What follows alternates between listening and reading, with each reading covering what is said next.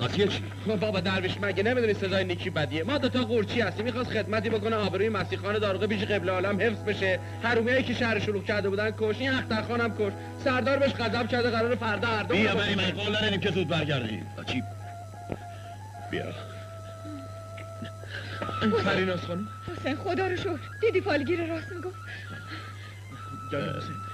حسین تو اینجا چی کار میکنی؟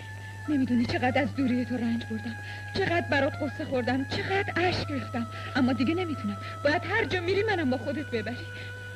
چطور من؟ تو رو با خودم ببرم؟ من باید برم تو زندون. فردا صبح اول آفتاب قرار من و نسیمو گردن بزنن. نه راست میگه پریناز خانم، قول داده برگرده. حسین یه مرده، اگه خونش بره زیر قولش نمیزنه. حسین بیا با هم فرار کنیم از اینجا بریم. آخه تو که تقصیری نداری. اگه خودتو به آب آتیش زدی واسه این بود که آبروی پدرمو حفظ کنی. این حرفا رو نزن پریناز خانم. میرم دست به دامن قبله عالم میشم، خودمو روی پاهاش میندازم. نه نمیشه پریناز خانم، من باید برم. من نمک و حروم نیستم. کاری نکن که با خنجر قلب خودمو سوراخ کنم. لعنت به این وقتی بریم آخه یه چوپور فقیر و بدبخت چرا باید توی مکافاتا بیفته؟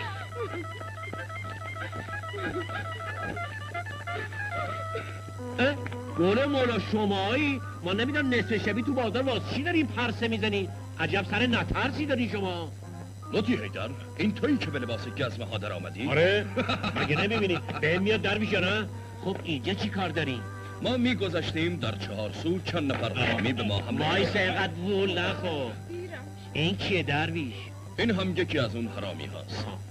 جوان دلاوری به نام حسین کرد شبستری با همراهش نسیم اونها رو تا درویش خدا بگم اون سق سیات چیکار میکنه؟ ببین شب جمعه ما رو به چه ریختی در آوردی؟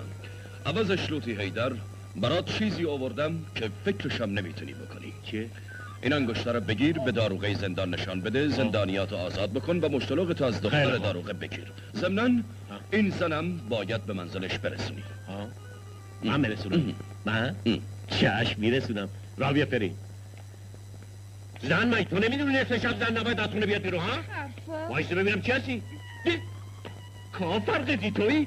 در میشونم این کافرقزی دستم به دومنه. غلط کردم هرچی نفرینت کردم. تا آدمی خوبی هستی کافرقزی رو سر راه من آوردی. درویش من یه عمره که عاشقونم. یه کاری بکن که امشب بیاد خونه ما یه رقص حسابی واسمون بکنه. ببینم شام چه داری؟ شام آش انتظار. درویش تو میدونی من یه قورچیم و آخر برجم مواجبمو میگیرم. خب پس چطور امشب مهمان دعوت میکنی؟ راستم میگی درویش پتو اینو ببر خونه من از زیر سنگم شده سروسات را میریزم میارم الهی که خود بسیار خونه در خاطر جمع باش. تو برو ماموریتت انجام بده. این حرامی رو تحویل زندان. بیا جلو برو جلو ببینم. درویش شما بره خونه من الان برمیگردم. بسیار خوب. زیر پاتو نگاه کن. میدم از داروغه بگیری، من یه برج مواجب طلبکارم. تو داری چیکار میکنی شب آخر عمره؟ دلم میخواد وقتی سرمو میبرن خونم رو لباس چوپونین بریزه. آهای با شما این ازبک رو بندازه تو 34 تا استخوناش بپوسه.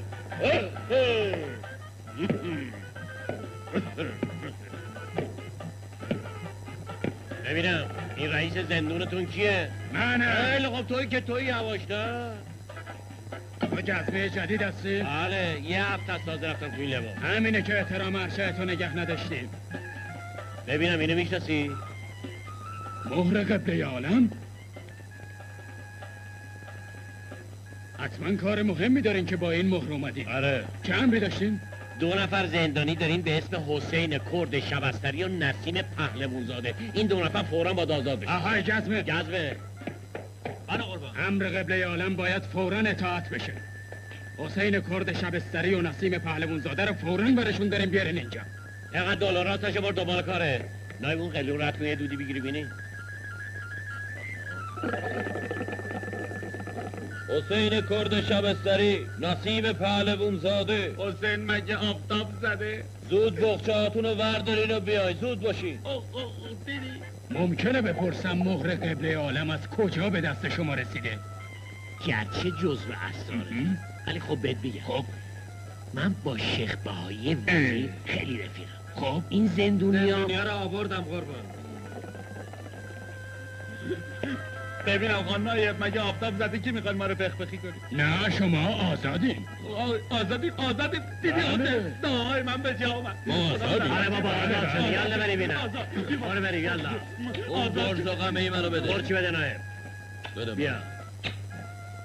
بگیرم یالا برو بریم. ببین چی میگم، مشتلق من یادت نره ها. مشتلق چی؟ حالا بیا تو بهت بگم. خبر ما همینجاست. بفرمایید. بفرمایید. برو تو آسید. خیلی بفرمایید. ممنونتم، محبت تو رو فراموش نمی‌کنم. ای دادی بیداد، این تفلک ها همینطور گشته و تشنه نشستن. صبر کنید الانه با سروسات برمیگرد. خیلی خوش آمدی جوان.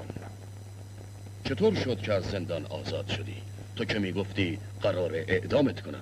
خدا پدر لوطییده رو بیامرزه، اون ما رو نجات داد. خب حالا میخوای چه کنی؟ میخوام برگردم سر گله و کار خودم. شهر به درد من نمیخوره.